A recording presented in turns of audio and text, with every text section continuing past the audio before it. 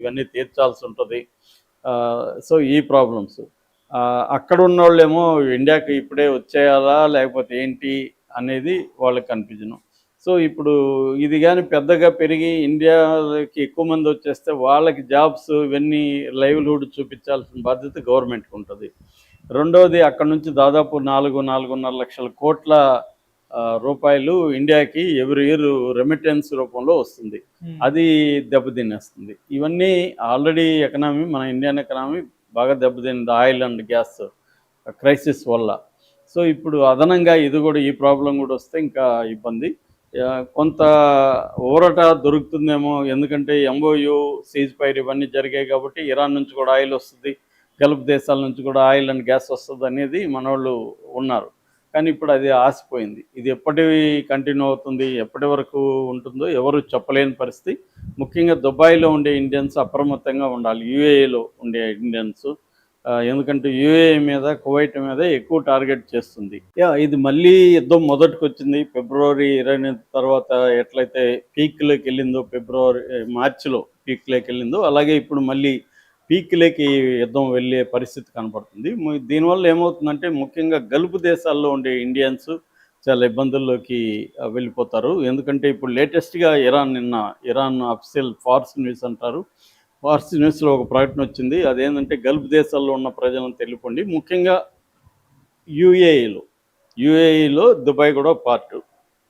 So United Arab Emirates దాని మీద target చేస్తుంది. ఎందుకంటే ఫస్ట్ యూఏలో ఉండే దుబాయ్ అండ్ అబుదాబి ఎయిర్పోర్ట్లను అటాక్ చేస్తామని చెప్తున్నారు.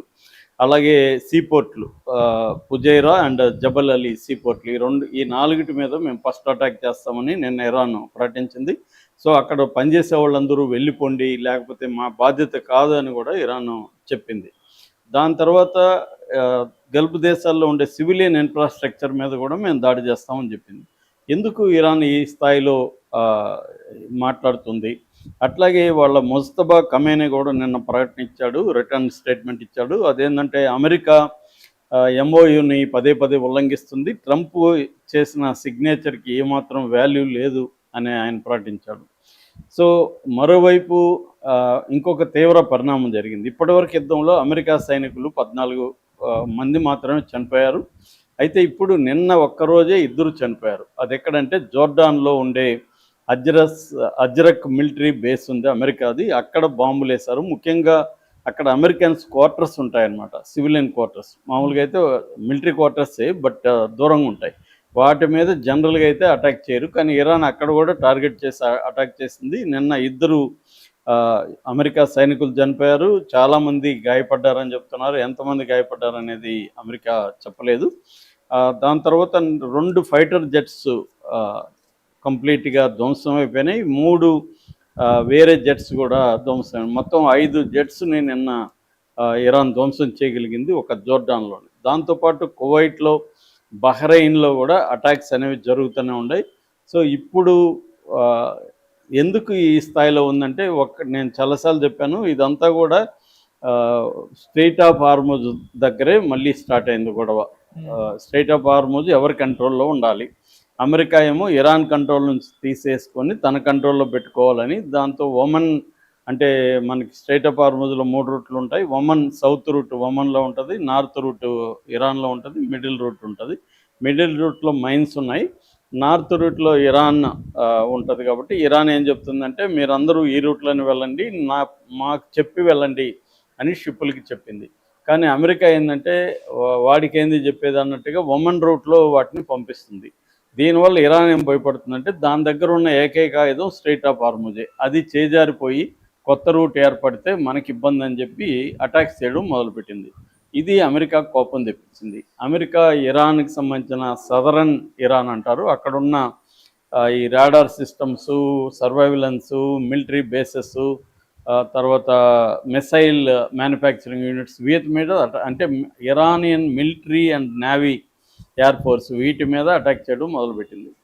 దీనికి రిటాలియేటరీగా ఇరాన్ ఏం చేసిందంటే జోర్డాను, బహ్రెయిన్, కువైట్లో ఉండే అమెరికా స్థావరాల మీద అటాక్ చేయడం మొదలుపెట్టింది. ఇప్పుడు ట్రంప్ ఏమనుకుంటున్నా అంటే ఈ ప్రెజర్ సరిపోదు, ఇంకా పెద్ద ఎత్తున మనం అటాక్ చేయాలి, ముఖ్యంగా సివిలియన్ ఇన్ఫ్రాస్ట్రక్చర్ అంటారు, అంటే సివిల్ ఇన్ఫ్రాస్ట్రక్చర్ అంటే వాటర్ ప్లాంట్స్, అంటే డీసాలినేషన్ ప్లాంట్స్ ఇరాన్లో చాలా ఉన్నాయి. అంటే ఉప్పు నీళ్ళు మంచినీళ్ళుగా మార్చేవి.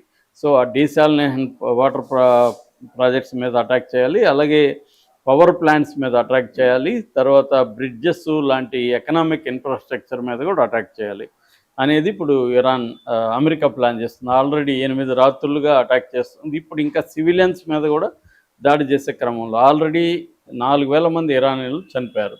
సో దీనికి ఇరాన్ ఏం చేస్తుందంటే, ఇరాన్ దగ్గర 3 రకాల ఆయుధాలు ఉన్నాయని చెప్పొచ్చు. ఒకటి స్ట్రెయిట్ ఆఫ్ హార్మజ్, ఆల్రెడీ ఇది ఆగిపోయింది. 2 గల్ఫ్ దేశాల మీద అటాక్ చేయడం. గల్ఫ్ దేశాల మీద ఎందుకు అటాక్ చేస్తుందంటే, గల్ఫ్ దేశాల్లో బేస్లో ఉండే అమెరికా తమ మీద అటాక్ చేస్తుంది. కాబట్టి మీరు అమెరికాని అలో చేస్తున్నారంటే మీరు కూడా మాకు ఎనిమీసే, కాబట్టి నేను మిమ్మల్ని కూడా అటాక్ చేస్తున్నాం అన్న లాజిక్తో ఇరాన్ అటాక్ చేస్తుంది. మూడవది హౌతీల దగ్గర ఉండే రెడ్ సీ మార్గంని కూడా క్లోజ్ చేసింది అనుకో. ఆల్రెడీ ఇప్పుడు 20% ఆయిల్ అండ్ గ్యాస్ ఆగిపోయింది. రెడ్ సీ దగ్గర ఒక 15% ఆయిల్ అండ్ గ్యాస్ అటు నుంచి వెళ్తుంది. ఇప్పుడు అది కూడా ఆపేస్తే 35% ఓల్డ్ ఆయిల్ అండ్ గ్యాసు సరఫరా ఆగిపోతుంది. దీనివల్ల ఓల్డ్ ఎకనామీ కుప్పగూలిపోయే అవకాశం ఉంది. అది ఇప్పుడు ఇరాన్ ప్లాన్ అనమాట. అంటే అమెరికా కానీ తమ సివిలియన్ ప్రాంతాల మీద అటాక్ చేస్తే గల్ఫ్ దేశాల మీదకి ఫస్ట్ వెళ్తుంది. దాని తర్వాత అక్కడ కూడా క్లోజ్ చేస్తుంది, హౌతీల దగ్గర కూడా. ఇది ఇరాన్ ఉండే ప్లాన్. అంటే ఇద్దరు కూడా తగ్గద్దు అనుకుంటున్నారు. ఇరాన్ పాయింట్ ఆఫ్ వ్యూ ఏమంటే, అటాకే చేద్దాం, ఎన్ని రోజులు అయితే అన్ని రోజులు అటాక్ చేద్దాం, దానివల్ల వచ్చే బాధలు మనం భరిద్దామని ఇరాన్ ప్రిపేర్ అయిపోయింది. ట్రంప్కి దిక్కుదోచట్లేదు ఏం చేయాలో. అంటే ఆల్రెడీ అమెరికా ఇప్పుడు 2 సైనికులు చనిపోయారంటే అమెరికాలో పెద్ద వ్యతిరేకత వస్తుంది. ఆల్రెడీ 16 మంది చనిపోయారు, 400 మంది సైనికులు గాయపడ్డారు. ఇది ఏ రకంగానూ అమెరికాకు అవసరం ఉన్న యుద్ధం కాదు. అందువల్ల అమెరికాలో ప్రజల్లో వ్యతిరేకత వస్తుంది. అమెరికాలో ఉండే డెమోక్రాట్స్, ఈవెన్ సొంత పార్టీ అయిన రిపబ్లికన్స్లో కూడా ట్రంప్కు వ్యతిరేకత పెరుగుతుంది. సో ఇప్పుడు ట్రంప్ ఏం చేయాలి? ఒకే మార్గం, ఇరాన్ని కంట్రోల్ చేయాలంటే ఈ ప్రాంతంలో ఉండే మిడిల్ ఈస్ట్ ప్రాంతంలో ఉండే అమెరికా సైన్యం 50,000 మంది ఉన్నారు, వాళ్ళని విత్డ్రా చేయాలి. రెండోది హార్ముజ్ జలసంధిని ఇరాన్కి వదిలేసి వెళ్ళిపోవాలి. ఇది ట్రంప్ చేస్తాడనుకో, ట్రంప్కి అత్యంత బ్యాడ్ నేమ్ వస్తుంది. అంటే లోజర్ ప్రెసిడెంట్, వీడు అసలు యుద్ధానికి ఎందుకు వెళ్ళాడు, ఎందుకు తోక ముడుచుకొని వచ్చాడు, ఇలాగా వస్తుంది. అది ట్రంప్ భరించలేడు. అందుకని కంటిన్యూ చేస్తాము. ఇరాన్ ఎటువంటి తగ్గే పరిస్థితి లేదు, ఇంకా ఎస్కలేట్ దీనికి వెళ్ళిపోతుంది. ఎప్పుడైతే ఎస్కలేట్ అవుతుందో యుద్ధం, ఇరు పక్షాలకి లాస్ ఉంటుంది. కానీ ఇరాన్కి ఆల్రెడీ ఇది అలవాటు కాబట్టి ట్రంప్కి పెద్ద ఇబ్బంది అవుతుంది. పైగా నవంబర్లో మిడ్ టర్మ్ ఎలక్షన్స్ ఉన్నాయి. అందువల్ల ఇప్పుడు ట్రంప్ ఏం చేస్తాడనే దాన్ని బట్టి డిపెండ్ అయింది. ఇరాన్ మాత్రం తగ్గే పరిస్థితి లేదు. మా సివిలియన్ ఇన్ఫ్రాస్ట్రక్చర్ వేస్తే మీ గల్ఫ్ దేశాల్లో మేము అటాక్ చేస్తామని చెప్తుంది. సో అది జరిగితే గల్ఫ్ దేశాల్లో ఉండే 1 కోటి మంది ఇండియన్స్కి ఇప్పుడు కన్ఫ్యూజన్ వచ్చింది. కొంతమంది ఇండియాకి వచ్చేస్తున్నారు ఆల్రెడీ, వాళ్ళు వెళ్ళాలా లేదనేది ఒక డైలమా. వెళ్ళినాక అక్కడ మళ్ళీ ఇరుక్కుపోతామో అని భయం. అక్కడ వెళ్ళకపోతేమో బ్రెడ్ విన్నర్లు వీళ్ళే ఉంటారు, అప్పులు చేసి ఉంటారు, ఇవన్నీ తీర్చాల్సి ఉంటుంది. సో ఈ ప్రాబ్లమ్స్. అక్కడ ఉన్న వాళ్ళేమో ఇండియాకి ఇప్పుడే వచ్చేయాలా లేకపోతే ఏంటి అనేది వాళ్ళకి కన్ఫ్యూజన్. సో ఇప్పుడు ఇది కానీ పెద్దగా పెరిగి ఇండియాకి ఎక్కువ మంది వచ్చేస్తే వాళ్ళకి జాబ్స్ ఇవన్నీ లైవ్లీహుడ్ చూపించాల్సిన బాధ్యత గవర్నమెంట్కి ఉంటుంది. రెండవది, అక్కడ నుంచి దాదాపు 4-4.5 లక్షల కోట్ల రూపాయలు ఇండియాకి ఎవ్రీ ఇయర్ రెమిటెన్స్ రూపంలో వస్తుంది. అది దెబ్బతినేస్తుంది. ఇవన్నీ ఆల్రెడీ మన ఇండియన్ ఎకనామీ బాగా దెబ్బతింది ఆయిల్ అండ్ గ్యాస్ క్రైసిస్ వల్ల. సో ఇప్పుడు అదనంగా ఇది కూడా, ఈ ప్రాబ్లం కూడా వస్తే ఇంకా ఇబ్బంది. కొంత ఊరట దొరుకుతుందేమో, ఎందుకంటే ఎంఓయూ, సీజ్ ఫైర్ ఇవన్నీ జరిగాయి కాబట్టి ఇరాన్ నుంచి కూడా ఆయిల్ వస్తుంది, గల్ఫ్ దేశాల నుంచి కూడా ఆయిల్ అండ్ గ్యాస్ వస్తుంది అనేది మనోళ్ళు ఉన్నారు. కానీ ఇప్పుడు అది ఆసిపోయింది. ఇది ఎప్పటి కంటిన్యూ అవుతుంది, ఎప్పటి వరకు ఉంటుందో ఎవరు చెప్పలేని పరిస్థితి. ముఖ్యంగా దుబాయ్లో ఉండే ఇండియన్స్ అప్రమత్తంగా ఉండాలి, యూఏఈలో ఉండే ఇండియన్స్. ఎందుకంటే యూఏఈ మీద, కువైట్ మీద ఎక్కువ టార్గెట్ చేస్తుంది.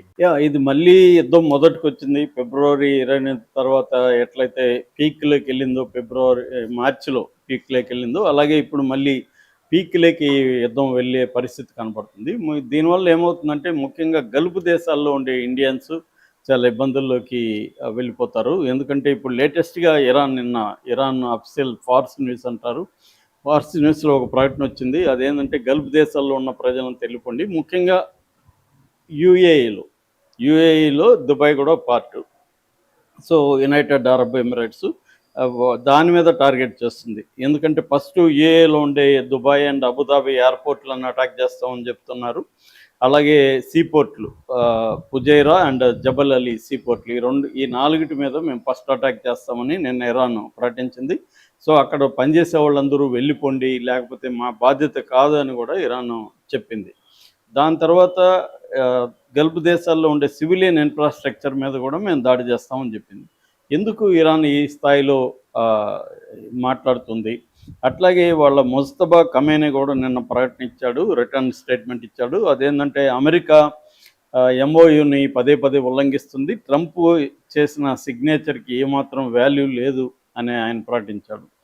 సో, మరోవైపు ఇంకొక తీవ్ర పరిణామం జరిగింది. ఇప్పటివరకు యుద్ధంలో అమెరికా సైనికులు 14 మంది మాత్రమే చనిపోయారు. అయితే ఇప్పుడు నిన్న ఒక్కరోజే ఇద్దరు చనిపోయారు. అది ఎక్కడంటే జోర్డాన్లో ఉండే అజ్రక్ మిలిటరీ బేస్ ఉంది అమెరికాది. అక్కడ బాంబులేశారు. ముఖ్యంగా అక్కడ అమెరికన్స్ క్వార్టర్స్ ఉంటాయన్నమాట, సివిలియన్ క్వార్టర్స్. మామూలుగా అయితే మిలిటరీ క్వార్టర్సే, బట్ దూరంగా ఉంటాయి. వాటి మీద జనరల్గా అయితే అటాక్ చేయరు, కానీ ఇరాన్ అక్కడ కూడా టార్గెట్ చేసి అటాక్ చేసింది. నిన్న ఇద్దరు అమెరికా సైనికులు చనిపోయారు, చాలామంది గాయపడ్డారని చెప్తున్నారు. ఎంతమంది గాయపడ్డారనేది అమెరికా చెప్పలేదు. దాని తర్వాత 2 ఫైటర్ జెట్స్ కంప్లీట్గా ధ్వంసం అయిపోయినాయి. 3 వేరే జెట్స్ కూడా ధ్వంసం. మొత్తం 5 జెట్స్ని నిన్న ఇరాన్ ధ్వంసం చేయగలిగింది ఒక జోర్డాన్లో. దాంతోపాటు కువైట్లో, బహ్రెయిన్లో కూడా అటాక్స్ అనేవి జరుగుతూనే ఉన్నాయి.